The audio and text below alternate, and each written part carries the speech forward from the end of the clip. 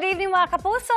Handa ng manakot sa big screen si Sparkle star Lian Valentin para sa newest horror film na Untold, kung saan makakasama niya ang ilang bigating celebrities. At busy din si Lian sa upcoming Kapuso series na Akusada na simula pa lang daw ay intense na ang mga eksena.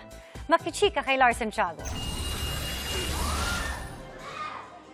Sa kanilang premiere night, sinalubong ng tilian ang mga bituin ng pelikulang Untold na pinangungunahan nina Jody Santa Maria at Sparkle star Lian Valentin sa ilalim ng Regal Films. Yung story po is tungkol kay Vivian Vera na isang journalist nga po, and yung mga pamamaraan niya na ginawa para maabot yung kanyang ambisyon. Ang role ko ay si Amanda. So isa ako sa mga magpapahirap o magiging multo anino ni Vivian Vera, which is ginagampanan ni Miss Jody Santa Maria. So ayan, medyo ano tayo dito pa sindak, ganyan. Bukod sa pelikula, abala rin si Lian sa taping ng upcoming GMA series na Akusada, kasama sina Andrea Torres at Benjamin Alves.